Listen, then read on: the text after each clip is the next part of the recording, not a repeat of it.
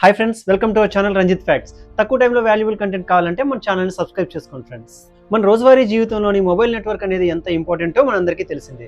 Jio, Airtel, Vodafone, idea లాంటి కంపెనీలు మన ఫోన్లకి నెట్ అందిస్తూ డేటా, కాల్స్, మెసేజెస్ ఇట్లాంటివన్నీ కూడా సర్వీసెస్ని ఇస్తున్నాయి ఫ్రెండ్స్. అయితే ఇవన్నీ మనకి తక్కువ ధరకే అందిస్తున్నప్పుడు కూడాను నెట్వర్క్ ప్రొవైడర్లకి లాభం ఎలా వస్తుంది అనే డౌట్ మీకు రావచ్చు. ఈ వీడియోలో మనం అదే తెలుసుకోబోతున్నాం. అసలు టారిఫ్ ప్లాన్స్ ఎలా వర్క్ అవుతాయి, నెట్వర్క్ ప్రొవైడర్లు ఇంటర్నెట్ని ఎక్కడి నుంచి తీసుకుంటారు, వాళ్ళు ప్రభుత్వానికి ఎంత చెల్లిస్తారు, ఈ ప్రశ్నలన్నిటికీ సమాధానం ఈ వీడియోలో తెలుసుకోవచ్చండి. ఇందులో నెంబర్ 1, మొబైల్ నెట్వర్క్ ప్రొవైడర్లకి ఆదాయం ఎలా సంపాదిస్తారో మొదట తెలుసుకుందాం. నెట్వర్క్ ప్రొవైడర్లకి ప్రధాన ఆదాయ మార్గం టారిఫ్ ప్లాన్స్ నుంచి వస్తుందండి. అంటే మనం కొనుగోలు చేసేటటువంటి prepaid, post paid, messages, data ప్లాన్లు ఇవన్నీ ఉంటాయి కదండి, వీటి వల్ల. ఇవి కాకుండా వాల్యూ యాడెడ్ సర్వీసెస్ ద్వారా కూడాను నెట్వర్క్ ప్రొవైడర్లు ఆదాయాన్ని సంపాదిస్తారండి. అవంటే ఏంటో ఒకసారి చూద్దాం. ఈ వాల్యూ యాడెడ్ సర్వీసెస్లో ఫస్ట్ది సబ్స్క్రిప్షన్ సర్వీసెస్ అండి. అంటే నెట్వర్క్ ప్రొవైడర్లు మ్యూజిక్ స్ట్రీమింగ్ కానీ, లేదా వీడియో స్ట్రీమింగ్, లేదా ఇతర యాప్ల యొక్క సర్వీసెస్ ద్వారా సబ్స్క్రిప్షన్స్ని అందించవచ్చండి. బెస్ట్ ఎగ్జాంపుల్ వింక్ మ్యూజిక్గా చెప్పుకోవచ్చు. ఇందులో రెండోది మొబైల్ ఆధారిత మనీ ట్రాన్స్ఫర్ అండి. అంటే కొన్ని నెట్వర్క్లు ఏంటంటే నెట్వర్క్ ద్వారా కొన్ని మొబైల్ చెల్లింపులు లాంటి ఆర్థిక సేవలు అందించడం ద్వారా కూడాను ఆదాయాన్ని ఆర్జించవచ్చు. ఓటీటీ అంటే ఓవర్ ది టాప్ నెట్వర్క్ ప్రొవైడర్ల ద్వారా కూడాను ఆర్జిస్తున్నాయండి డబ్బులు. అయితే ఇవి ఎలాగో ఒకసారి చూద్దాం.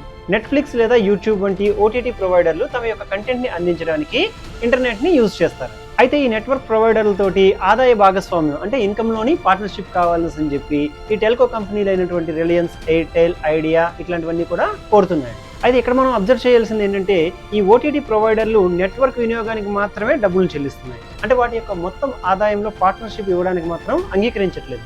ఇతర ఆదాయ మార్గాలు కానీ చూసినట్లయితే ప్రకటనలు అండి. అంటే కొన్ని కంపెనీలు తమ యొక్క నెట్వర్క్లలో ప్రకటనల ప్లాట్ఫామ్ని యూజ్ చేస్తాయన్నమాట. ఎగ్జాంపుల్ ఎయిర్టెల్ని తీసుకుందాం. ఎయిర్టెల్ తన యొక్క ప్లాన్లను వింక్ మ్యూజిక్, అలాగే ఎయిర్టెల్ ఎక్స్ట్రీమ్ వంటి వాల్యూ యాడెడ్ సర్వీసెస్తో కలుపుతూ కస్టమర్లను ఆకర్షించడానికి, అలాగే ఉన్న కస్టమర్స్ని నిలబెట్టుకోవడానికి ప్రయత్నం చేస్తుంది. ఇంకా సెకండ్ ఎగ్జాంపుల్ తీసుకుంటే రిలయన్స్ జియో నెట్వర్క్ కానీ చూసుకున్నట్లయితే అతిపెద్ద కస్టమర్ బేస్ని నిర్మించడానికి విస్తృతమైనటువంటి ప్రకటనలు, అలాగే సరసమైన అంటే చౌకైనటువంటి ధరలతోటి అది దూసుకుపోతుంది. అయితే ఇప్పుడు నెట్వర్క్ ప్రొవైడర్లు వారి యొక్క టారిఫ్ని ఎలా డిజైన్ చేస్తారనే విషయం ఒకసారి చూద్దాం.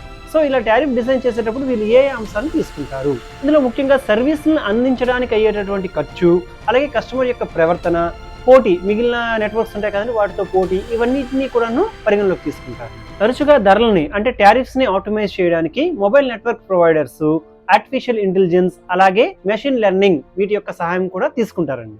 అయితే భారతదేశంలోని టెలికాం రంగం పైన పూర్తి నియంత్రణ కలిగినటువంటి ట్రాయ్ అంటే telecom regulatory authority of India మాత్రం ఈ ప్లాన్స్ని కనీసం 6 నెలల వరకు చేంజ్ చేయకుండా ఉండాలి అని కోరుతుందండి. అయితే మొదటగా యూజర్ల యొక్క డేటా వినియోగం ఎలా ఉన్నది అని చూస్తారండి.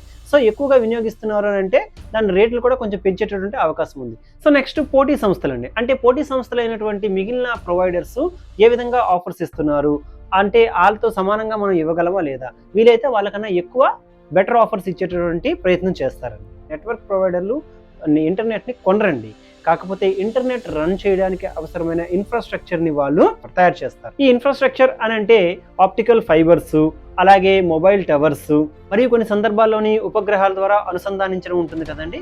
సో దీనికి తగ్గ ఇన్ఫ్రాస్ట్రక్చర్ని వాళ్ళు తయారు చేస్తారనమాట. అలాగే వాళ్ళు మొబైల్ నెట్వర్క్ అవసరమైనటువంటి స్పెక్ట్రమ్ని కూడాను ప్రభుత్వం నుంచి లీజ్ ద్వారా కొనుగోలు చేస్తారండి. ఒక్కసారి ఊహించండి, 5G స్పెక్ట్రమ్ యొక్క బిడ్ కోసం రిలయన్స్ వాళ్ళు ఏకంగా కొన్ని వేల కోట్ల రూపాయలనే వెచ్చించారండి. అయితే ఇప్పుడే చెప్పుకున్నట్టు స్పెక్ట్రమ్ను కొనుగోలు చేయడానికి డిపార్ట్మెంట్ ఆఫ్ టెలికమ్యూనికేషన్స్కి వీళ్ళు ఆక్షన్ ద్వారా అంటే బిడ్స్ ద్వారా డబ్బులు అనేవి చెల్లిస్తారండి. వీటితో పాటుగా లైసెన్స్ ఫీజులు, అలాగే స్పెక్ట్రమ్ యూజర్ ఛార్జెస్ ఇట్లాంటివన్నీ కూడా పే చేస్తారండి గవర్నమెంట్కి. అయితే మీరు ఏ నెట్వర్క్ను వాడుతున్నారు, మీకు ఏ నెట్ బాగా నచ్చుతుంది అనేది మన కామెంట్ సెక్షన్లో తెలియజేయండి ఫ్రెండ్స్. మీకు ఈ వీడియో కానీ ఇన్ఫర్మేటివ్గా అనిపించినట్లయితే జస్ట్ ఒక సబ్స్క్రైబ్, ఒక లైక్, ఒక షేర్ అండ్ ఒక వాచ్. జై హో భారత్, జై హింద్.